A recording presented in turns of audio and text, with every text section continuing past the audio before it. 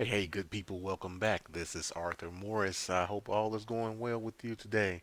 In this video, we're going to look at condensing logarithmic expressions.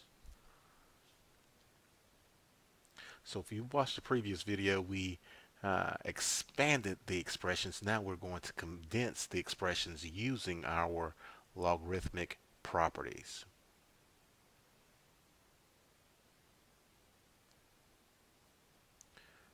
All right, so we want to use properties of logarithms to condense the logarithmic expression and write the expression as a single logarithm whose coefficient is 1. Evaluate logarithmic expressions if possible. All right, so in this first one we have 2 times log base b of x plus 9 times log base b of z. And we want to condense this down to a single logarithm. So the first thing I see are the numbers that are being multiplied times the logarithms. Remember, we're going in reverse. We're condensing, so I'm going to move those back up as exponents.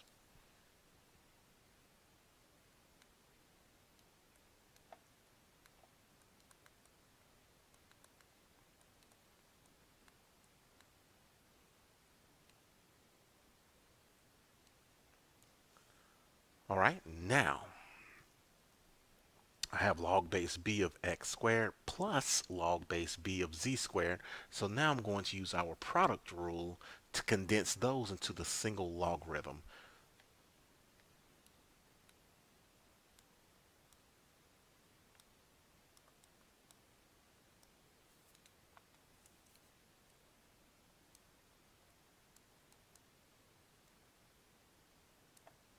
And that expression is now condensed into a single logarithm.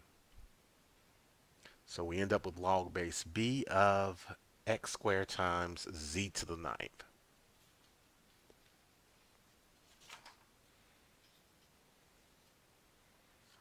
Okay, let's look at another example. All right, in this one we have 1/3 times 2 times natural log of x plus 7 minus the natural log of x minus the natural log of x squared minus 64. And we still want to use our logarithmic properties. I'm going to start on the inside. Now, since I have subtraction there twice, I'm subtracting 2 terms there, I'm going to factor out a -1.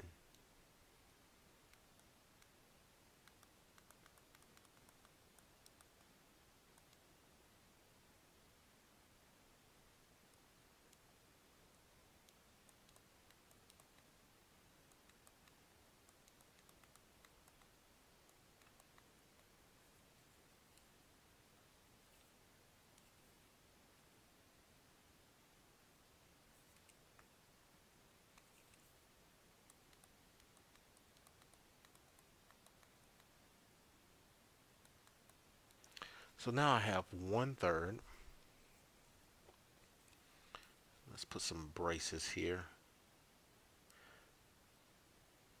1/3 times 2 times the natural log of x plus 7 minus the natural log of x plus the natural log of x minus 64. So I factored out a negative here so I could have only one subtraction. So I would only have to incur my division one time.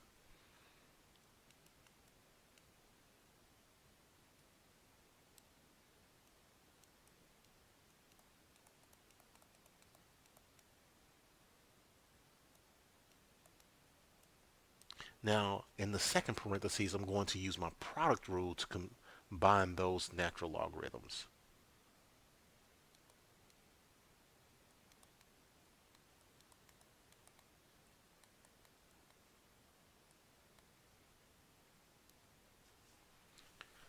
So now I'm combine those to make natural log of x times x squared minus 64.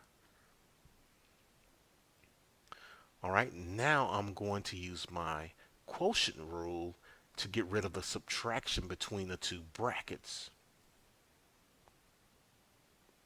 And before we do that, let's go ahead and on the inside of this first one, let's use the power rule to move this 2 up back into the exponent position.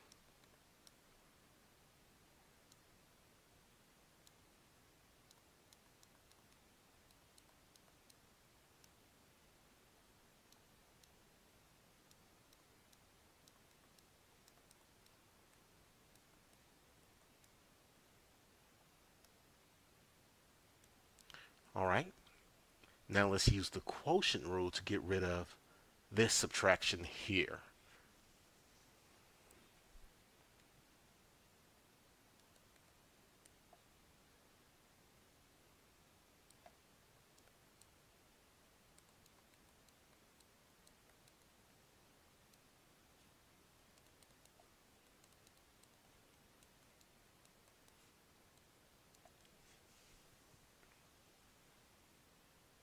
All right.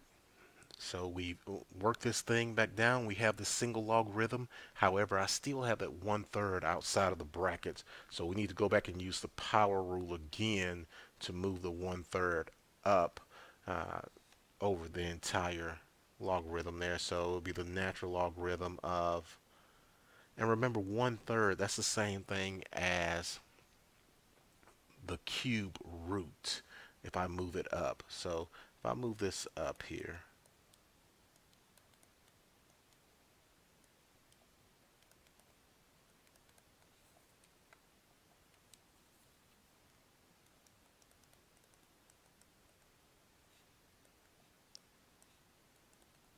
if I move that up using the power rule, that's the same thing as the cube root. So my final answer would be the natural log of the cube root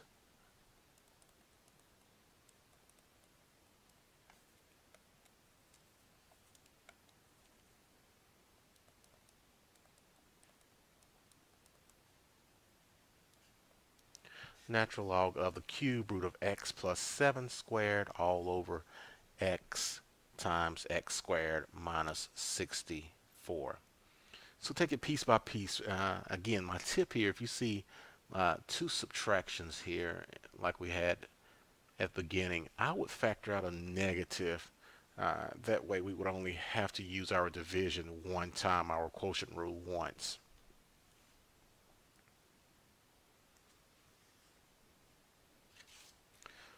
Alrighty, let's look at one more example.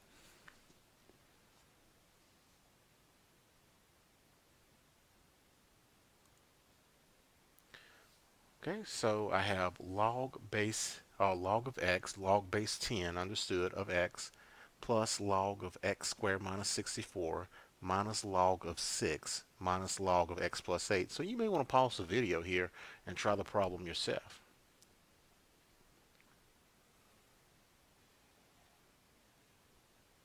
Okay, so let's work through it. So again, I see minus, minus. So the first thing that I'm going to do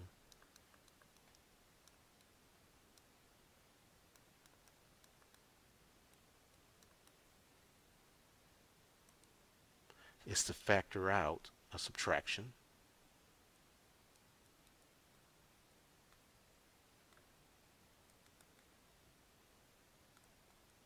or factor out -1. And that gives me log base x plus log, or not log base x, sorry, log of x plus log of x squared minus 64 minus the sum of log of 6 and log of x plus 8.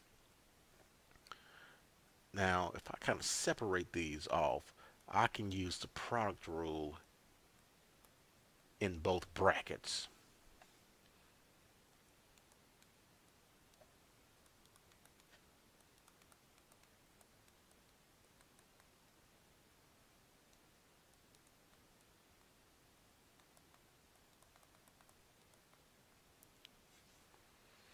So now I have log of x times x squared minus 64 minus log of 6 times x plus 8. Then finally, to get this down to a single logarithm, we're going to use the quotient rule.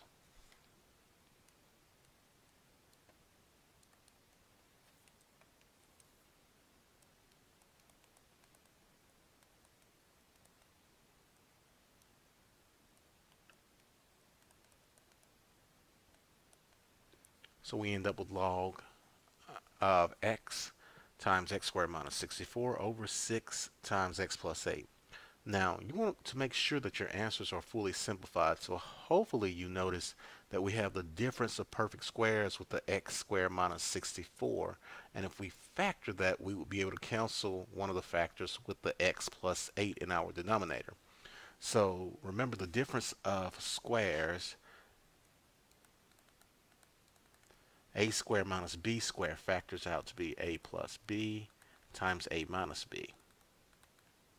So x squared minus 64 factors out to be x plus 8 times x minus 8.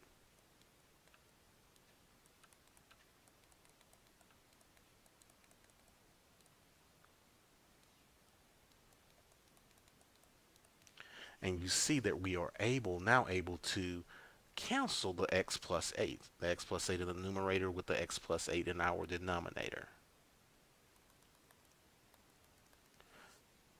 Which leaves us with the final answer of